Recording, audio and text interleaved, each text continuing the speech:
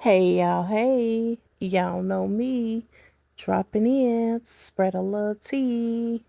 And you know how we do it. So let's get right into it. Okay, so Gwinnett County 911, what's the location of the emergency? Yes, please send someone to the house. My children are trying to kill me. Okay, so what do you mean that your children are trying to kill you? They've attacked me and my husband. They drugged us with Xanax. They've attacked us, and they're trying to kill us. Okay, so phone me. My husband has distracted them, and I was just able to get to the phone. Please hurry. Just stay on the phone with me, okay? Please. And you said your husband has restrained them? He's distracted them so I could get to the phone. Please hurry, please. Just stay on the phone with me. How old are the children? They're 22 and 17.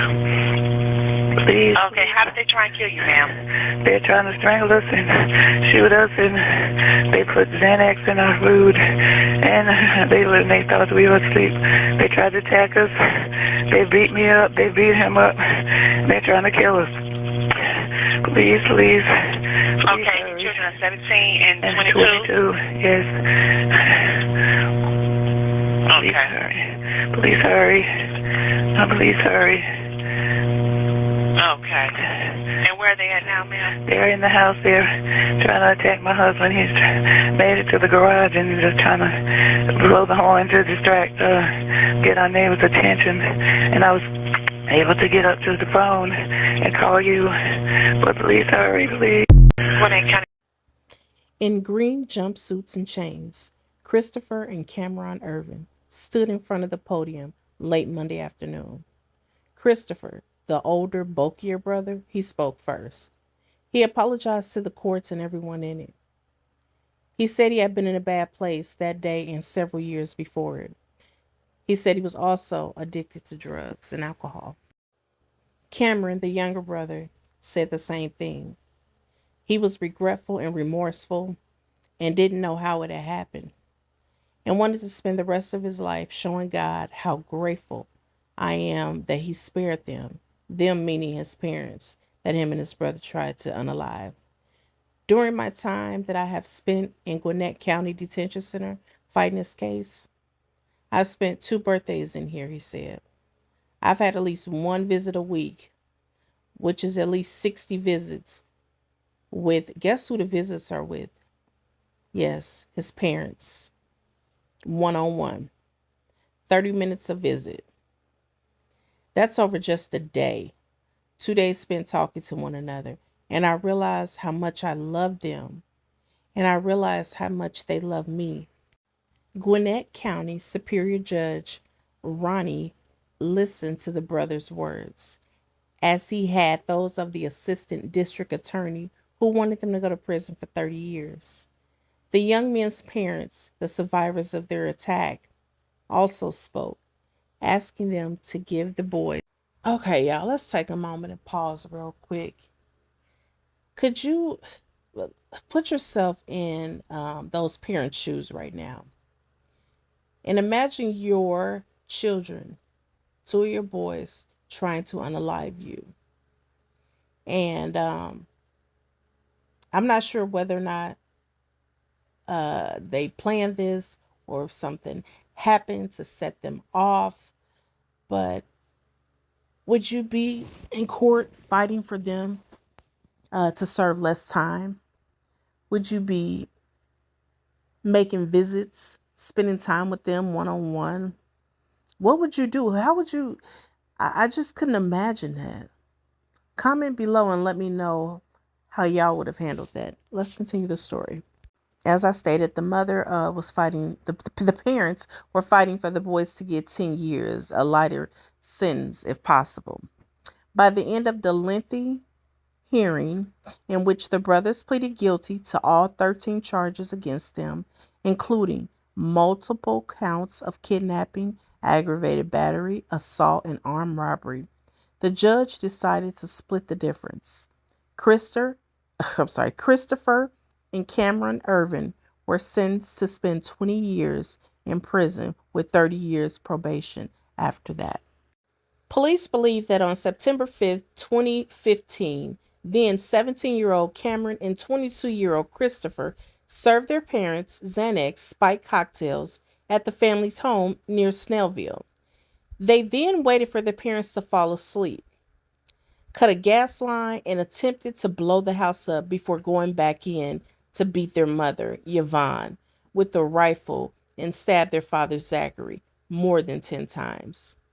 Yvonne Irvin was eventually able to call 911 and Gwinnett County Police arrived. Less than a month after the attack, they appeared on Good Morning America and called the incident one bad moment.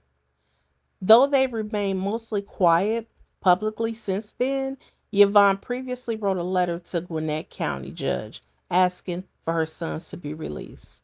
They also launched a nonprofit foundation called Fighting for Forgiveness. Fighting for Forgiveness was founded as a result of the traumatic family event September of 2015. The website says it gave us personal insight into the world of depression and how determined it can be when it goes undetected.